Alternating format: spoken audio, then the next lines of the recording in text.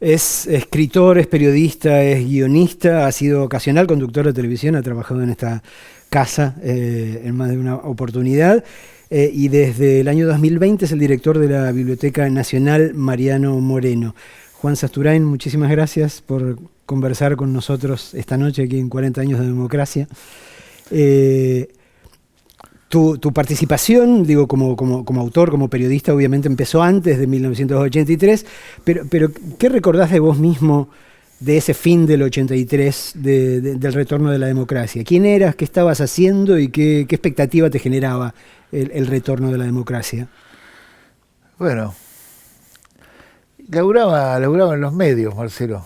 Laburaba en los medios en esa época, en varios medios al mismo tiempo, ¿no? Puntualmente para el 83, claro que hay que hacer un poquito de historia. En el 81 trabajaba en Superhumor, después me peleé y me fui, terminé laburando en la época de Malvinas, laburaba en Villiquen, centro del corazón de la dictadura de Atlántida. Claro, de ahí nos fuimos revista a hacer... Somos, revista Gente. Tremendo. Claro. Bueno, de ahí nos fuimos con unos amigos al diario La Voz. El diario de La Voz, que era un raro contubernio ideológico entre Guita de los Montoneros, más el peronismo feudal de don Leónidas Sadi. Bueno, ahí estuvimos unos meses, esto antes de las elecciones, claro. Antes de las elecciones.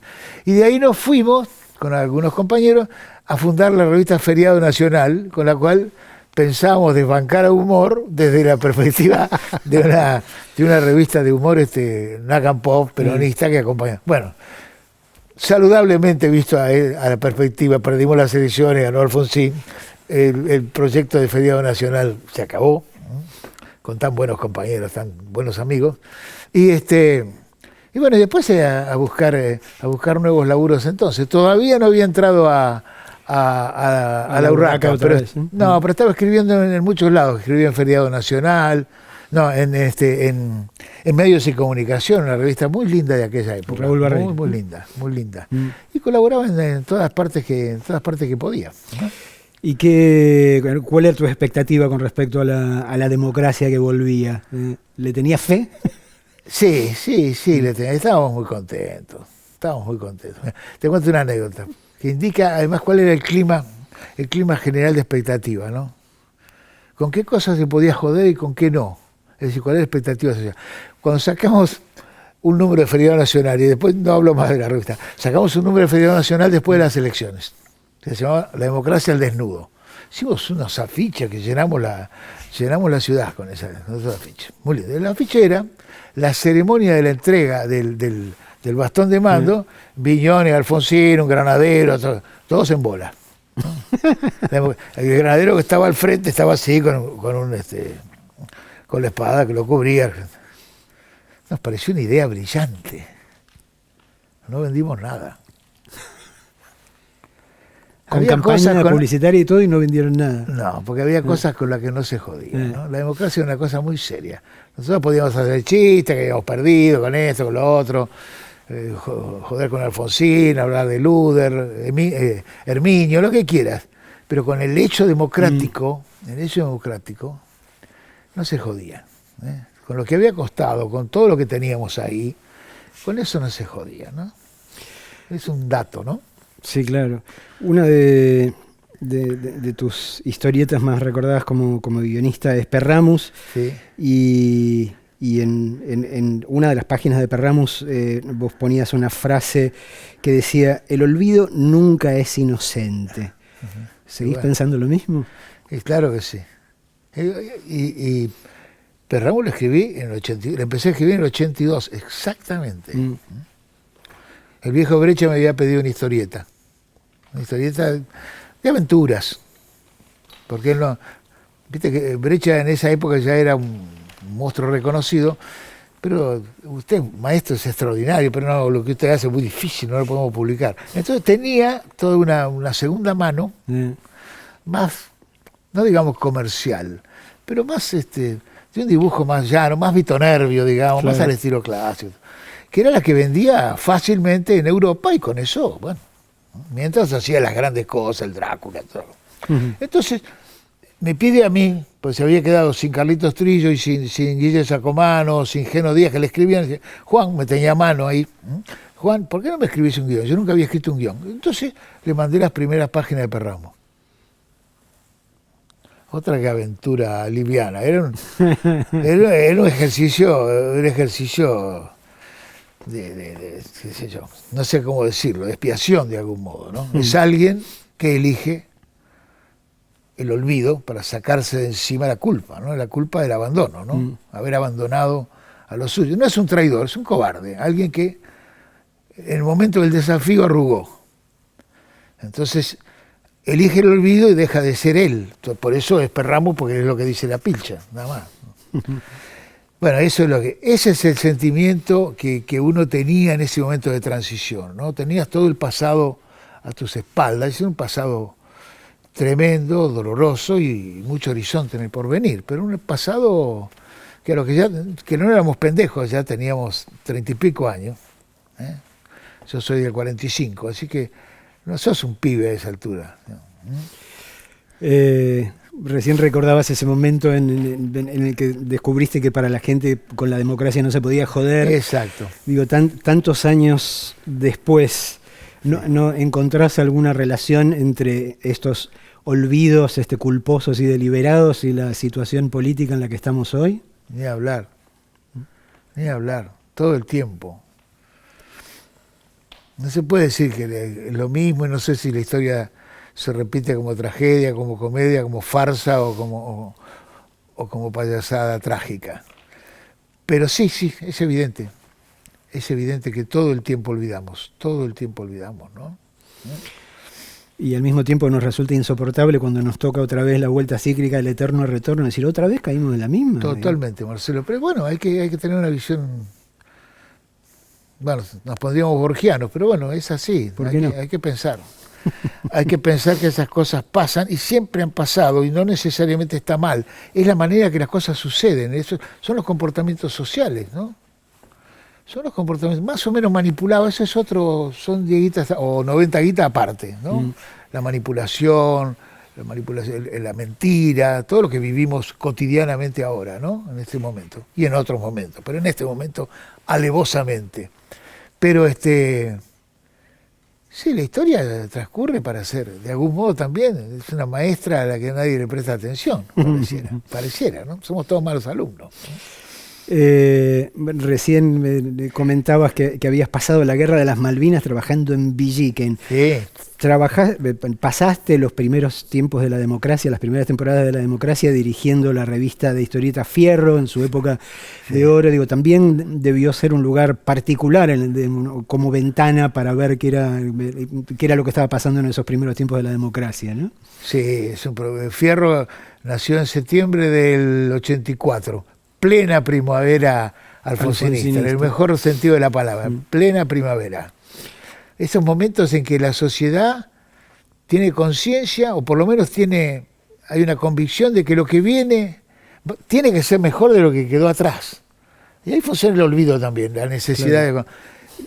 hay una expectativa general, así como podemos decir que hoy no tenemos esa convicción, aunque la desearíamos, ¿no?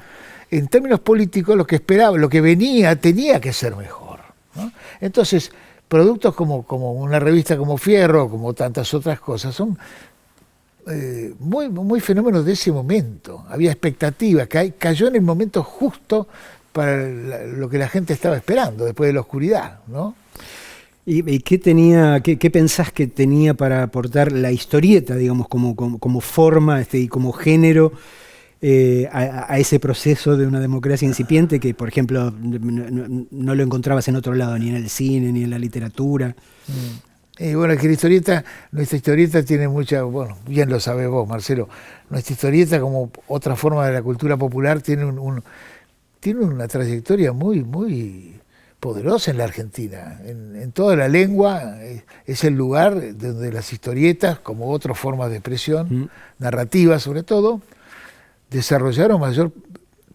proliferaron, es decir, la amplitud, el volumen de la producción y además la excelencia, la calidad y la diferencia respecto de los dos puntos de referencia inevitables y saludables, como son la producción norteamericana para entonces y la producción europea, con la cual nosotros estábamos un poquito más simpatizábamos más por nuestra práctica. Pero bueno, Fierro sintetizó un poco la historia de nuestra tradición narrativa historietística con los viejos maestros, los que volvimos a publicar. Nuestra generación, que muchos de los muchachos no habían publicado porque estaban durante la dictadura, publicaban más afuera que acá, o algunos se fueron allá, como Altuna, como Muñoz y Zampayo, muchos que vos conocés, o Juancito Jiménez, que también vivía afuera. Y después le dimos espacio a todos los que tenían desde 15 a 25, ponele, que era el suplemento óxido. Claro. Esos tres, la historieta en Fierro tenía esos tres elementos, ¿no? Y es decir, no le podía gustar entera a nadie, Marcelo, porque evidentemente era tan heterogénea, pero fue ocupárselo, y fue un lugar de opinión. El Correo, eso le inauguró la tradición de humor, ¿no? De la revista Humor, de honor a Cassioli, y a la revista, y a todas las revistas de la editorial de La Urraca. Darle espacio a los lectores. Las páginas amarillas de humor eran tan importantes como el resto del contenido. Y Fierro tenía su correo de lectores, donde era una batalla campal de puteadas, elogios, etcétera, etcétera. Un lugar hermoso de discusión, ¿no? Como narrador tendés a no apartarte nunca demasiado del policial, que es un género que uno presuponía, porque era casi obvio, que era cantado, que era muy útil para contar la dictadura. Pero siguió siendo muy útil para contar la democracia también. Sí, sí. Digo, ¿por qué el policial nos permite contar cosas que ningún otro género no nos permite contar? Yo creo que el policial, la condición policial, la forma criminal, y ahí podrías, incluso tus mismos relatos, todos tienen elementos criminales, es decir, la violencia del policial atraviesa prácticamente casi todos los relatos de una u otra manera, aunque no sean estrictamente de género. Yo he cultivado el género en forma alevosa, absolutamente artificiosa, que es poner un detective con piloto y todo en Buenos Aires en la época de la dictadura. Eso no existe, ¿no es cierto? No importa que no exista, es la convención del género, ¿no? Pero toda nuestra generación, digo, a los que empezamos a escribir en los fines de los 60, comienzos de los 70, empezando por Piglia, que es el más grande, a qué sé yo, Mempo, Soriano, José Pablo Feynman, el Gordo Soriano, Batista, un montón, el Tano Dalmaceto. Todos pasamos por el policial en los 70. Yo soy más tardío porque para todo he sido lento y lo publiqué más tarde, pero la tenía escrita en esa época. Es decir, y nos sirvió el género para contar la violencia de los 70 y después sirvió para seguir contando, porque iba mucho más allá de la cosa coyuntural política. Es una forma del realismo crítico, lo ha explicado muy bien saludablemente y con mucha inteligencia Ricardo Piglia, ¿no es cierto? Lo que escribe Chandler, lo que escribe Hammett, lo que escribe Kane, ¿no es cierto? No es literatura, no es la continuidad de la gran Agatha Christie ni la continuidad de Poe, no. Es el realismo crítico norteamericano de los años 30, 40 y 50. Con lo cual nos servía a nosotros para contar muchísimas cosas, ¿no? Por ahí viene el parentesco, me parece. Y sirve hasta hoy. ¿No? Sí, un poco pensaba, me acordaba de la frase de Brecht que usó Piglia como epígrafe de Plata Quemada, donde decía, finalmente, ¿qué es más delito? ¿Robar un banco o fundarlo? O fundarlo. Qué grande el maestro Brecht, ¿no? Qué inteligencia Brecht, qué brillante, qué poeta además, Marcelo. Qué poeta Brecht, amamos.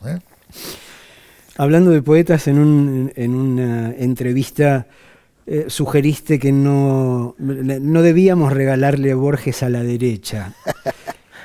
¿Es posible recuperar a Borges para el campo popular? Totalmente, Marcelo. Es que el corte estaba mal hecho.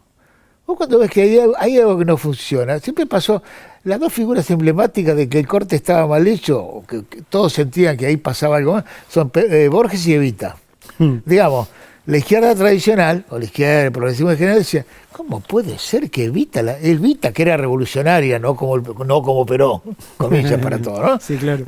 Evita, que era tan revolucionaria, ¿cómo puede ser? Pero ¿cómo quedó de este lado? quedó Nacan Pop.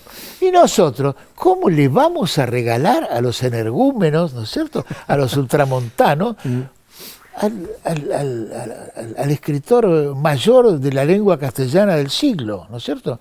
Así que hay algo, cuando vos ves esas cosas, hay algo que está mal hecho, hay algo que está mal leído. Ahí se han confundido las coyunturas con las esencias, con lo importante, con lo determinante. Así que nunca reconocimos ni aceptamos que Borges se quedara en nosotros. Yo en Perramus lo incorporé, le hice ganar el Nobel además. Lo tengo de personaje y ganó el Nobel conmigo. Hasta Kodama aparece en Perramus. Bueno, hablando de Borges, torna casi inevitable hablar de la Biblioteca Nacional, que estás dirigiendo desde 2020, como decíamos al comienzo. Digo, ¿cuál, bueno, porque genera un poco a mí me genera esa expectativa, ¿no? Digo, ¿cuál es el rol cuál es el valor específico de una institución, digo, tan central a la cultura argentina como la Biblioteca Nacional? En este contexto, en el contexto de este mundo en el cual la cultura parece ser solo lo digital. Sí, es buena esa pregunta, ¿no? Es muy buena, sobre todo cuando pareciera que el objetivo primordial de la Biblioteca Nacional es digitalizar todo lo que tiene, como si fuera lo imperativo, lo fundamental, que es importantísimo, sí, claro. Y lo estamos haciendo, y hay una inversión grandísima de dinero.